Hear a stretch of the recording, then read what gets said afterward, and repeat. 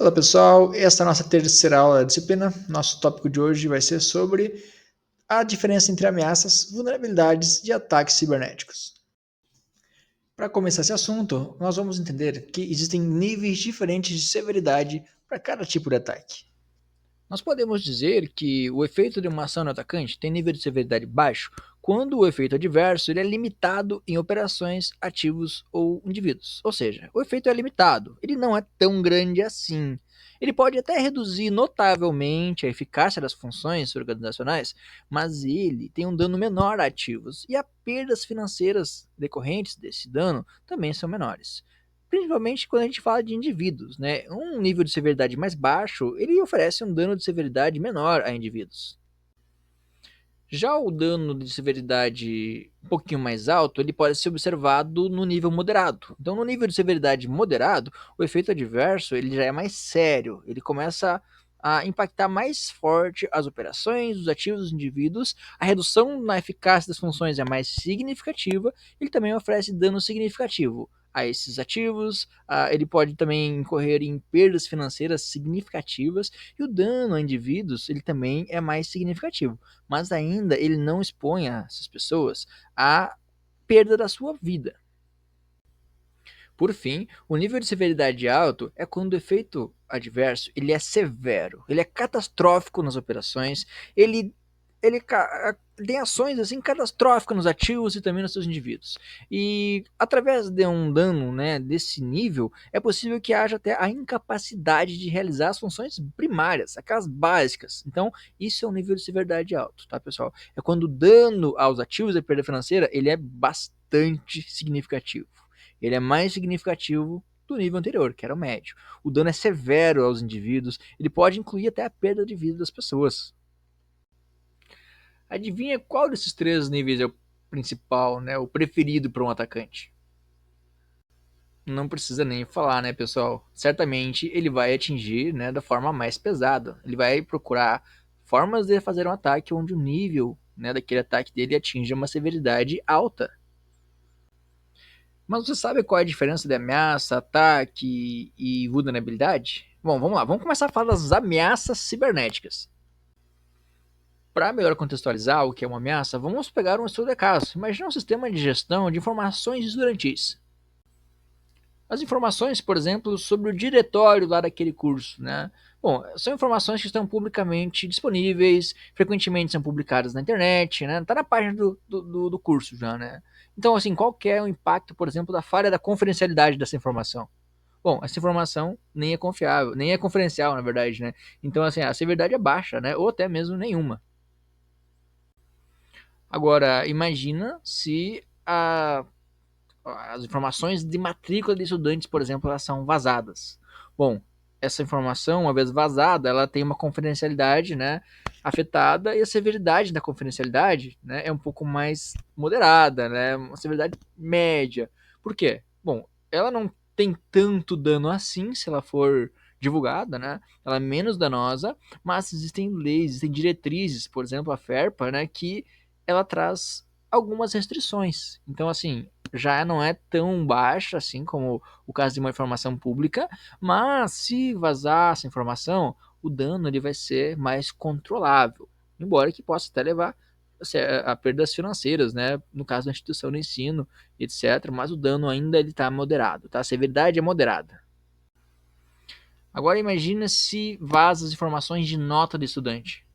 Isso, né, pegando agora a regulamentação dos Estados Unidos, tem uma severidade bastante alta. Por quê? Lá eles têm uma regulamentação, né, que é o Family Educational Right and Privacy Act, né, o FERPA. O FERPA, lá, ele regulamenta, né, o que pode e o que não pode ser publicado, por exemplo, e ele diz que essas informações elas devem ser de acesso limitado a estudante e aos pais, né, ou até mesmo aos funcionários que precisam ter acesso. Então, uma falha na confidencialidade de uma a informação desse nível, né, que está coberta por uma regulamentação, ela pode chegar a uma alta severidade. Embora que ela não vá ocasionar, por exemplo, danos ao indivíduo, por exemplo, né, a vida do indivíduo, ela ainda assim ela pode levar a um caso muito alto de severidade, porque tem leis mais rígidas que estão proibindo que aquela informação seja divulgada. Vamos continuar com o nosso estudo de caso, falando agora de um outro exemplo, né, que seria o caso de enquetes anônimas. Vamos exemplificar, né, como seriam as violações nesse cenário de outra propriedade, que é a integridade, por exemplo. Bom, a inexatidão, né, e a natureza não científica, né, ou seja, o próprio fato de ser anônimo, eles já dão baixa credibilidade para os dados. Então, assim, o efeito de ter alguma imprecisão ou algum dado que não é muito correto, né, que está comprometido, ele vai ter um impacto baixo, né? A falha da integridade vai ter um impacto baixo, porque isso já é, de certa forma, esperado numa enquete anônima. Agora imagina um outro caso que é, por exemplo, um fórum de discussão. Bom, sites que têm fórum de discussão, eles são vulneráveis, né, à falsificação de entradas ou ataques hackers, né? Isso aí já pode acontecer, né? Agora, eles não são fontes assim, essa informação, né, essas fontes, elas não são cruciais para gerar uma receita ou para fundamentar uma pesquisa importante. Agora, o dano à integridade dessas informações, ele pode também se incluir a perda de dados ou até financeira e de tempo para o administrador do site ou para quem está consumindo aquela informação. Então, assim, tem um dano? Tem, mas ele não é um dano crucial, ele não é catastrófico. A falha da integridade, uma vez que né, que a integridade seja violada, né, ela leva a uma severidade moderada. Agora, quando a gente fala de saúde, geralmente a coisa fica mais crítica, né? Vamos pegar um caso de estudo no sistema hospitalar. E agora você imagina que alguém consegue adulterar ou fazer a alteração indevida na informação sobre alergia de pacientes. Imagine que esse paciente é o Alexandre de Moraes, é o Lula, é o Bolsonaro, é alguém visado, é o Trump, é alguém visado, né, por grupos políticos rivais. Bom, essa informação, né, ela é essencial para a segurança do paciente. Erro ou falsificação, ela pode resultar em danos graves ou até mesmo a morte, né, expondo tanto o hospital quanto o paciente a grandes problemas. A restauração rápida e a rastreabilidade são fundamentais. Agora, nós precisamos garantir a integridade acima de tudo. Se a falha de integridade nesse caso acontecer, não preciso nem falar para vocês, né? A severidade aqui é alta. E uma coisa que é bastante interessante é que muitas vezes as propriedades acabam sendo conflitantes, né, uma com a outra. Imagina aí um sistema de login para um serviço crítico, por exemplo, né, nosso terceiro estudo de caso. Na verdade, já é o quarto, né? E assim, imagina então que para de funcionar em algum momento o sistema de autenticação, né, de um sistema crítico, de um aplicativo que precisa funcionar naquele momento para conseguir executar uma ação fundamental, né? Por exemplo, para fazer ali o monitoramento da vida de um paciente, para atuar quando o nível de oxigênio está baixo ou quando alguma coisa precisa ser feita, né? Agora, se acontecer um dano, né, a sistema, a propriedade de disponibilidade, a severidade é extremamente alta. Nós estamos colocando aí não só a empresa, né, por trás disso aí, por trás desse sistema, há um risco grande de perdas financeiras, mas também a vida do paciente estamos colocando ela em risco, né? Então, um sistema que tem, por exemplo, a integração do mundo cibernético, né, com o mundo computacional com o mundo físico, aquele sistema que ele está manipulando, por exemplo, imagina uma cirurgia remota, né, onde você tem ali um sistema que faz ali o corte, faz toda a questão cirúrgica de forma robotizada, de forma dirigida por IA ou simplesmente remota, né? Uma vez que aquele sistema para de funcionar no meio do procedimento, a falha da disponibilidade é extremamente severa, né? O nível de severidade é muito alto, tá? Então, percebe que eu não consigo ali chegar no meio da cirurgia e dizer, olha, por favor, expirou o seu token, faça uma autenticação, né? Não dá. Então, nesse caso, né, a autenticidade, que é outra propriedade de segurança, ela fica para trás, né? Nesse caso específico, durante uma cirurgia, né? Eu não estou falando que qualquer um vai poder se autenticar, né, e não vai ter autenticação, por exemplo, para fazer a cirurgia, né? Antes da cirurgia, para começar a operar aquilo tudo, precisa fundamentalmente ter autenticação, ter autenticidade do médico, né? Ou seja, eu não posso deixar qualquer pessoa fazer uma cirurgia se ela não provar que ela é o médico. Então nós estamos falando de autenticidade. Agora, quando o sistema está no meio do caminho, né? Ou seja, é melhor eu confiar que o médico ainda está operando e que ele não desistiu de operar aquele negócio, né? E que outra pessoa assume o lugar dele, do que eu ficar desconfiado e, não, peraí, autentica de novo, no meio do procedimento cirúrgico, né? Então, assim, é questão de bom senso, é questão de estratégia, de quando priorizar uma ou outra propriedade de segurança da informação. Vamos sair um pouquinho da saúde, vamos pegar um outro caso diferente, que não envolve necessariamente a vida de pacientes, mas que também é muito importante, que são as subestações elétricas. Bom, nas subestações elétricas nós temos ali um sistema que é chamado de proteção, que é aquele sistema que ele é parecido com aquele que na sua casa, né? Quando você liga o chuveiro muito quente e o disjuntor desarma e a luz apaga, né? A energia é cortada, né? Temporariamente. A mesma coisa acontece em subestações. Quando acontece uma falta elétrica, há um sistema automatizado, né? E os mais modernos eles usam mensagens, por exemplo, o protocolo GUSI para trocar informação entre um e o outro sistema. Eles são responsáveis por avisar, opa, algo está errado. Imediatamente você precisa atuar. Né? Esse imediatamente é assim, em menos de 4 milésimos de segundos. Então, para que a mensagem saia de uma ponta e chegue na outra e a ação ocorra. Né? Então, cara, o dano aqui, a disponibilidade dessa comunicação, se a disponibilidade não estiver funcional, se ela não estiver garantida, né, e acontecer algum tipo de falha, leva a uma severidade altíssima. Primeiro porque pode detonar, né, equipamentos que valem milhões de reais. Então o custo financeiro é extremamente alto. E segundo, né, em casos mais extremos, pode ser que alguém esteja ali até mesmo próximo de um desses equipamentos, ou que uma desses sistemas, né, esteja desligado para manutenção e a mensagem, né, viria justamente para religar aquele sistema no momento que deveria ser religado, né? E se isso não acontecer, se não desligar na hora correta, se religar na hora incorreta, ou seja, se o sistema não tiver uma disponibilidade para funcionar da maneira que ele precisa na hora correta, a perda pode ser extremamente grande também. Tá ok agora, chega de estudo de caso, vamos para o que interessa. Por que isso tudo que eu estou falando aqui é relevante na hora de eu projetar um sistema de detecção de intrusões? Pessoal, uma vez que vocês conhecem as propriedades de segurança, que vocês sabem quais são as propriedades importantes para determinados sistemas, fica bem fácil de prever quais são as ameaças. Se nós temos a propriedade de disponibilidade sendo importante, a nossa ameaça principal é a ameaça à disponibilidade. Se a confidencialidade é a propriedade mais importante, ameaças que vão destruir, por exemplo, a confidencialidade, vão causar falhas na confidencialidade, são as mais importantes. Uma vez que nós conseguimos trabalhar, né, com essas priorizações, nós conseguimos saber quais são as informações que um sistema de detecção de intrusões precisa processar. Né? Além disso, o IDS também ele precisa ser seguro. Nós precisamos garantir que todas essas propriedades sejam atendidas pelo próprio sistema de detecção de intrusões. Tá? Nosso foco principal aqui não é fazer com que o IDS seja seguro nessa disciplina, embora que isso também seja importante. Mas o nosso foco principal aqui é como criar um IDS que ele consiga proteger outros sistemas, redes ou ativos. Mas nem toda a ameaça é motivo de preocupação. Né? Se você tiver uma ameaça, mas você não tiver uma vulnerabilidade, o ataque não acontece. Vamos entender um pouquinho mais disso? Uma vez que você já mapeou as propriedades importantes e as ameaças a essas propriedades, você pode se perguntar: tá, mas peraí, tem algum mecanismo para garantir que essas propriedades elas sejam de fato alcançadas, que elas não falhem? Esses mecanismos eles funcionam?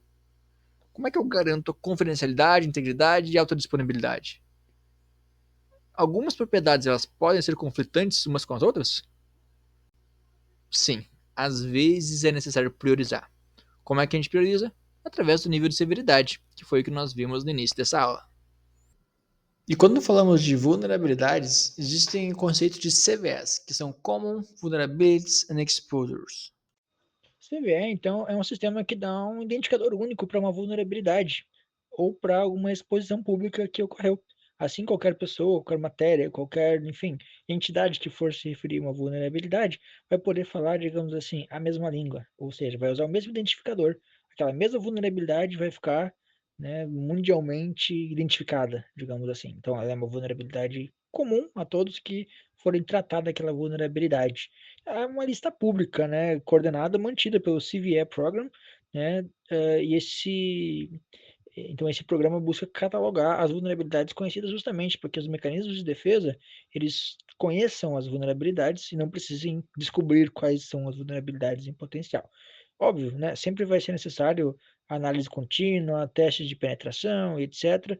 Novas vulnerabilidades podem ser descobertas, então é sempre bom ficar atento para o que não está catalogado, Mas uma vez que existe uma base, que já foram catalogadas inúmeras vulnerabilidades, é fundamental que você conheça esse catálogo, né? Isso é assim, o tempo todo é atualizado, então não é fácil ficar por dentro de tudo o que acontece, mas uma vez que você está atento e está acompanhando isso, você vai conseguir atualizar os softwares que são vítimas das vulnerabilidades conhecidas e vai diminuir a chance do atacante descobrir, né, não uma nova vulnerabilidade necessariamente, mas sim descobrir uma dessas vulnerabilidades já catalogadas existentes nos seus sistemas. Eu não tenho o dado exato agora, mas eu lembro de acessar dados recentemente que mostram que a grande maioria dos ataques existentes não são através de descobertas de novas vulnerabilidades, mas sim através de catálogos de vulnerabilidades existentes, pois a maioria dos sistemas, né, não atualiza no momento em que uma nova vulnerabilidade é descoberta. Então, o atacante, ele também acompanha essa listinha de vulnerabilidades e ele pode justamente farejar, né, então rastrear quais são aqueles sistemas que estão desatualizados, que automaticamente contemplam aquelas vulnerabilidades já mapeadas. Bom, agora que vocês já conhecem as propriedades de segurança da informação, já sabem que elas podem ser ameaçadas e existem vulnerabilidades que podem, então, viabilizar ataques cibernéticos, vamos falar um pouquinho sobre alguns exemplos dos principais ataques cibernéticos. Eu vou falar aqui do top 5, né? Não que esse seja um top 5 universal, mas 5 dos principais ataques que, quando a gente fala em ataque cibernético, são os primeiros que vêm à mente. Bom, antes de mais nada, é bom ficar claro que para existir um ataque cibernético, sim, é necessário existir uma ameaça, né? Que essa ameaça ela não foi mitigada, ou seja, há uma vulnerabilidade. Então, aquela propriedade de segurança da informação ainda está ameaçada e elas também aquele sistema, ou aquele ativo que está ameaçado, ele carece de um mecanismo de proteção, ou seja, está vulnerável. Bom, então um dos primeiros ataques que eu vou mencionar aqui é um que acontece bastante, até mesmo na Unipampa, na UFO, quando eu estava lá acontecia muito, eu sei que ainda acontece, porque eu ainda tenho meu e-mail ativo, que são e-mails phishing, né? Existem várias formas de fazer phishing, mas uma delas é e-mail, né? Talvez uma das mais difundidas, e-mail, WhatsApp também. O fato é que o phishing ele funciona através do envio de mensagens falsas para enganar usuários. Eles tentam se passar então por instituições legítimas e confiáveis, né? Roubam fotos muitas vezes, né, de perfil para tentar fazer com que se pareça uma instituição legítima se comunicando com você e mandam links que se você clicar nesse link e digitar seus dados, né, você vai estar então perdendo suas credenciais. Então o objetivo do phishing é esse. O phishing com FH, né, é meio que um trocadilho em inglês, porque o phishing com F em inglês seria a ideia de pescaria, né? Por isso que é bastante associado com o anzol, né? O ícone de phishing, porque a ideia é essa, jogar para vários potenciais usuários, né, várias potenciais vítimas, essa isca, né? E alguma delas eventualmente vai morder, ou seja, vai entregar seus dados para o atacante, tá? Qual vulnerabilidade que é explorada por esse ataque? É a falha humana, né? Frequentemente associada com a engenharia social. Phishing e engenharia social são coisas diferentes, tá? Phishing é o ato de mandar esse e-mail, por exemplo, com um link para a pessoa clicar e etc. Engenharia social, ela pode estar associada com phishing, um pode fazer parte do outro, mas a engenharia social como um todo está mais relacionada com o ato de convencimento. Então você pode, no ataque phishing, usar a engenharia social. E também para engenharia social, né, para você convencer alguém, você pode usar uma credencial roubada através de um phishing para se passar e convencer uma outra pessoa que você realmente é aquela pessoa que você roubou a credencial, tá? Então, engenharia social tem a ver com a manipulação psicológica.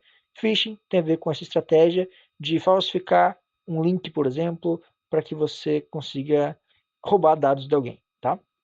Qual é a principal propriedade da segurança da informação afetada? Né? Qual é a principal ameaça? É a ameaça à confidencialidade. A exposição de dados sigilosos, por exemplo. Já o SQL Injection é outro ataque bastante famoso, que ele funciona basicamente através da ação do atacante de inserir comandos indesejados, não esperados pelos sistemas, né, através da linguagem SQL.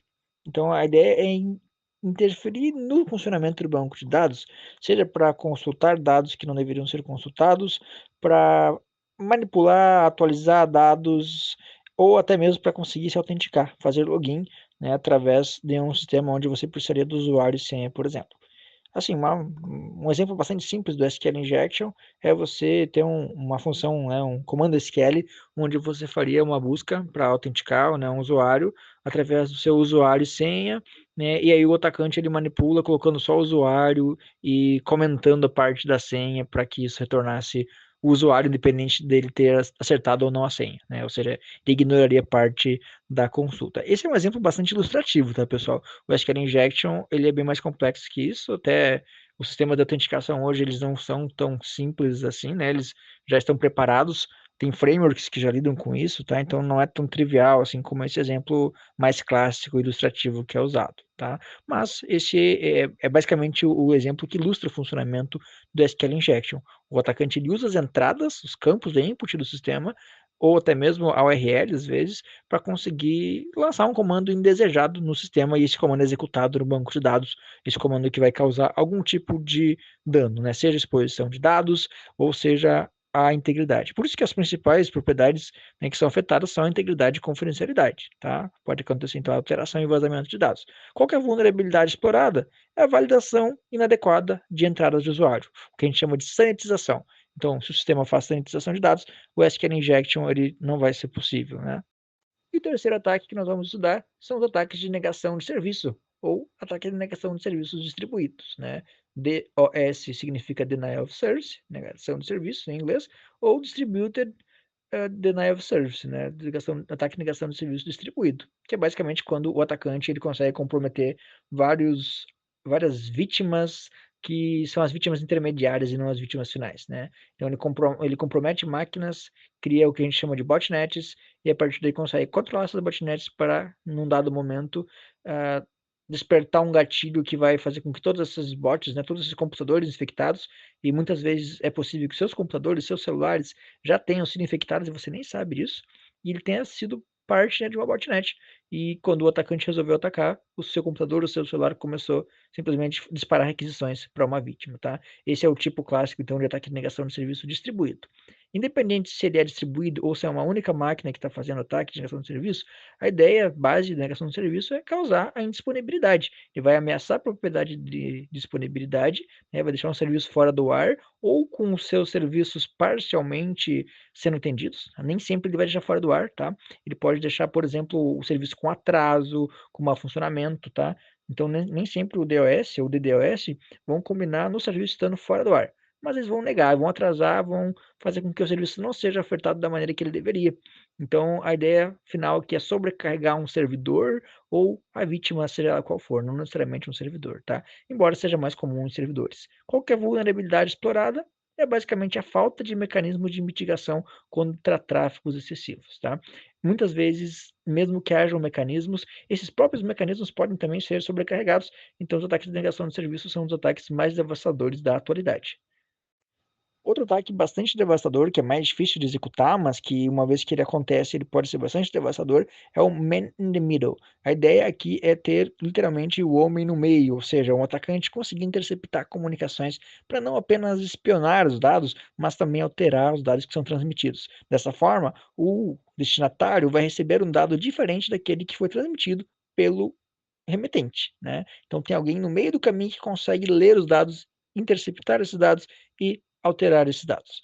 A principal vulnerabilidade explorada é a falta de criptografia, né? O uso de conexões seguras, né? Então não só a não aplicação, né, de criptografia, mas também às vezes quando você tem redes, por exemplo, redes Wi-Fi que são fracas, né, que usam uma autenticação fraca, que usam uma chave criptográfica fraca, que usam mecanismos inseguros, certo? Então, uma vez que o atacante consegue comprometer aquela criptografia, ele também consegue fazer isso.